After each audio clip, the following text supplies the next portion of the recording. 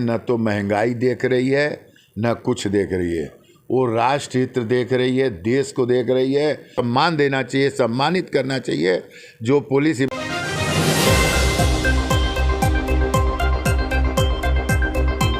मैं स्मिता लेके आई हूँ बनारस के कुछ खास मुद्दों पर आपसे बातचीत करने के लिए। जुड़ चुके हैं हमारे साथ व्यापार मंडल के अध्यक्ष अजीत सिंह बग्गा जी। इनसे हम बात करेंगे, व्यापारों को लेकर भी बात करेंगे, बुनकरों की समस्याओं को लेकर बात करेंगे और साथ ही में काशीवासी के व्यापारों में आजकल कुछ खुशियों जैसा माहौल है। तो ये माहौल क्यों है, ये हम आपको इन्हीं से बातचीत के दौरान बताएंगे। सर, आपका नौ काशी समाचार में बहुत बहुत स्वागत है।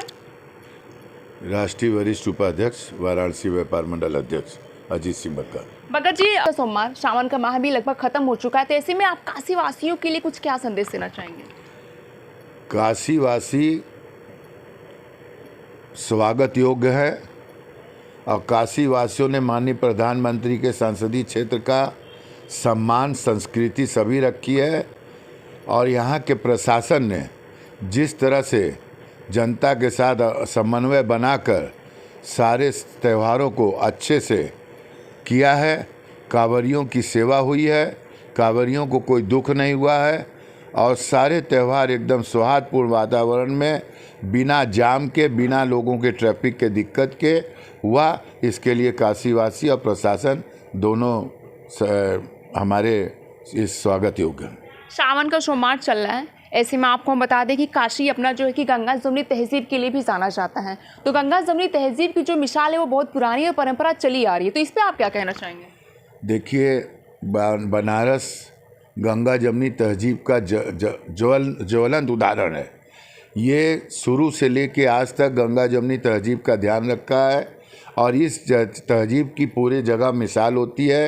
और इसका सबसे बड़ा उदाहरण हम लोग हैं कि आज हमारे व्यापारियों में हर वर्ग के लोग हैं और हर वर्ग के लोगों के साथ हम लोग काम करते हैं और हर वर्ग के दुख के समय हम लोग खड़े रहते हैं और गंगा जमुनी तहजीब बनी रहती है और सारे एक दूसरे के लिए और राष्ट्र के लिए समर्पित रहते हैं। ये सबसे बड़ी बात है। काशी के सांसद जब भी अपने सांसदीय क्षेत्र में आते हैं, वो अपने क्षेत्र के लोगों को जो है कि सौगात देके जाते हैं। कभी रोपवे का दे देते हैं, कभी काशी के स्टेशन का नव निर्माण के लिए दे देते हैं। इस बार जो है वो दिए हैं व्यापारों को, व्यापार के लोगों को जो है कि खुशियाँ का माहौल है। तो उस पर आप क्या कहना चाहेंगे कि काफ़ी उनकी समस्याएं भी रही हैं? देखिए, 2014 जब से सरकार बनी है या 2017 से जब से यूपी की बनी है, आप एक तरह से सोच लीजिए कि व्यापारियों में खुशहाली तो है ही है, क्योंकि उसका कारण यह है कि विकास इतनी तेज़ी से हो रहा है। जो व्यापारी पहले धरने प्रदर्शन करते थे वो धरने प्रदर्शन ख़त्म हो गए हैं। बिजली आराम से मिल रही है, जीएसटी में बहुत दिक्कतें रह नहीं गई हैं, किसी तरह की व्यापार गुंडा बदमाश से दिक्कत रह नहीं गई है, माफियाओं का आतंक ख़त्म हो गया है, महिलाएं खुलेआम सड़कों पे व्यापार कर रही घूम रही हैं, कोई भी दिक्कत नहीं थी। पर मुख्यमंत्री जी ने उसके साथ एक चीज़ जो थोड़ी बची हुई लग रही थी, व्यापारियों और उद्यमियों पे किसी तरह की एफआईआर बिना जांच के नहीं होगी, जबकि प्रशासन पूरी तरह से व्यापारियों के साथ है, व्यापारियों का सपोर्ट करता है, व्यापारियों की बातों को सुनता है। पर मुख्यमंत्री जी ने जो ये बयान दे दिया, इससे व्यापारियों में खुशी की लहर है। बहुत कमी थी वो भी ख़त्म हो जाएगी। और मुझे तो ये याद है कि देश आज़ाद होने के बाद पहली बार किसी मुख्यमंत्री जी ने इतनी बड़ी बात, मतलब इससे पहले किसी सरकार में ऐसा नहीं हुआ था? ऐसा किसी सरकार में ये बात तो नहीं हुई थी। जो इन सरकारों में व्यापारियों को लाभ मिला है, चाहे किसी भी तरह का देख लीजिए, जीएसटी से लेके, बिजली से लेके, विकास से लेके, रोपवे से लेके, गाड़ियों से लेके या सुरक्षा से लेके, इतना तो कभी किसी की सरकार में नहीं मिला। और इस सरकार का व्यापारी ऋणी है और मुझे लगता है व्यापारी इनका ऋणी रहेगा। मुझे लगता है कि सीएम साहब को थोड़ा बुनकरों पर भी ध्यान देना चाहिए। उनकी शिकायत रहती है हमेशा बिजली की बढ़ोतरी को लेकर, अभी उन लोगों ने धरना प्रदर्शन वगैरह भी किया, तो इस पर आप क्या राय देना चाहेंगे? बुनकरों की समस्या मेरे पास आई थी, मैं इसके लिए पीली कोठी मीटिंग में भी गया था और बुनकरों की लड़ाई भी हम लोग लड़ेंगे और बुनकरों की समस्या जेन्युइन है। हम माननीय मुख्यमंत्री जी से अनुरोध करेंगे कि रोजी रोटी देना ये सरकार का कर्तव्य, आप इसके लिए कटिबद्ध भी हैं। आप गरीबों से लेकर अमीरों तक का ध्यान रख रहे हैं, कुटीर उद्यमियों से लेकर बड़े उद्योगों तक को देख रहे हैं। तो बुनकरों की ये समस्या जेन्युइन है। अगर ये हो जाती है तो इससे लाखों परिवारों की रोजी रोटी चलेगी। और अगर बुनकरों को मेरी ज़रूरत पड़ेगी तो मैं इनके साथ लखनऊ भी जाऊंगा और माननीय मुख्यमंत्री से मिलकर निवेदन भी करूंगा। बग्गा जी, G20 चल रहा था। G20 की तैयारियों से पहले जो कि सड़क के किनारे जो छोटे व्यापारी थे, किसी तरह ठेला लगा के अपना व्यवसाय कर रहे थे, घर की रोजी रोटी भी चला रहे थे, लेकिन अब जो है कि उनको भी हटा दिया गया है। हालांकि उनको नॉलेज भी नहीं कि सरकार की तरफ से कुछ इसलिए भी ऐसे जो है कि बनाए गए हैं, तो अब थोड़ा उनको नॉलेज दीजिए। देखिए, काशी सांसद जी का क्षेत्र, प्रधानमंत्री यहाँ के हैं, तो ये एक तरह से काशी को लोग स्मार्ट सिटी और इसका नाम पूरे वर्ल्ड में हो, उस हिसाब से इसकी योजनाएं चल रही हैं। सरकार की मंशा किसी को उजाड़ना नहीं है, और वैसे भी सुप्रीम कोर्ट ने कहा है उजाड़ने से पहले बसाना। सरकार ने आज इतने वेंडर जोन बना दिए हैं कि जिसमें आज भी 500 से 700 जगह खाली पड़ी है। जिन लोग भी उजड़े हैं, अगर उनको नहीं मालूम हो तो जो भी उनकी रहनुमाई कर रहे हैं, या जो भी व्यापार मंडल से जुड़े हैं, या जो हमारी आवाज़ सुन रहा हो, वो हम लोग के पास आए। ये जो जगह खाली, आप उनके फार्म भरिए, वहाँ जाके अपनी रोजी रोटी कमाइए, और आपको साथ में 10,000 20,000 रुपया भी सहयोग हो रहा है, जिसको किस्तों में देना है। इंश्योरेंस सरकार फ्री कर रही है 5 लाख का, आप वो भी कराइए। इतनी योजनाएं सरकार हम लोगों को दे रही है, गरीबों को, कुटीर उद्यमियों को, कुटीर व्यापारियों को, ठेला पटरी को, कि लोग योजनाओं का लाभ नहीं ले पा रहे हैं। अच्छे लोगों के यहाँ जाएं, हम लोग के पास आए, हम लोग इनको योजनाएं भी बताएंगे, इनका लाभ भी दिलवाएंगे और गाइड भी करेंगे, ताकि अपनी रोजी रोटी कमाकर अपने परिवार को सम्मान के साथ जिला सकें।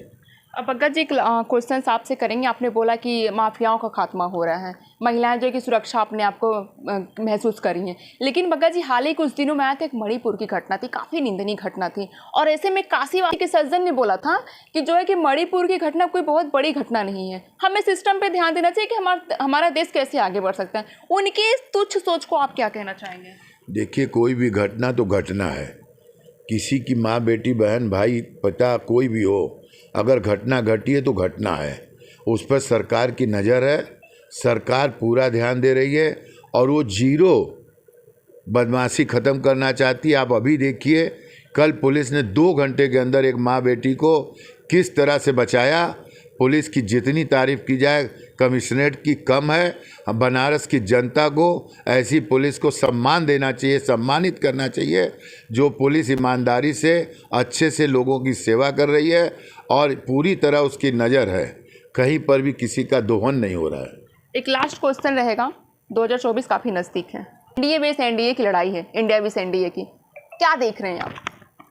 देखिए, कुछ तो संदेश दीजिएगा अपनी तरफ से काशी के वासियों। जनता जो सही काम करेगा उसको देखेगी, और आप ये जान लीजिए कि जनता इस समय न तो महंगाई देख रही है, न कुछ देख रही है, वो राष्ट्र हित देख रही है, देश को देख रही है, और देश के विकास को देख रही है, और देश का नाम दुनिया में कैसे ऊंचा हो रहा है उसको देख रही है। मुझे तो लगता है कि आप आंख बंद करके एक बात जान लीजिए कि जनता चाहे काशी की हो, चाहे हिंदुस्तान की कहीं की हो, मोदी योगी के अलावा वो किसी को वोट नहीं देगी। और इस समय मोदी योगी हमारे देश के ब्रांड एम्बेसडर हो गए हैं। मतलब आप मान चुके हैं 2024 का रिजल्ट आप अभी समझ चुके हैं? हाँ, 2024 भी सरकार भाजपा की है, 2027 भी भाजपा की है, क्योंकि योगी और मोदी पर लोगों का विश्वास है, विकास, विश्वास सब है। तो लोग कहीं नहीं जाएंगे, क्योंकि इस समय दुनिया में नाम हो रहा है। और आप किसी प्रदेश में जाइए, खाली आप जाके ये बोलिए मैं यूपी से हूँ, अरे भाई आप तो योगी जी के शहर से हैं, हमारे वो ब्रांड एम्बेसडर हैं। तो इस समय ये ब्रांड हो गए हैं। तो मैं नहीं समझता कि कोई कितना भी भ्रमित कर लेगा। विपक्ष भी काफ़ी टाइट है, काफ़ी तैयारियां कर रही हैं, और उनके अपने अलग अलग मुद्दे भी हैं, विकास को लेकर, महंगाई को लेकर, बेरोजगारी को लेकर।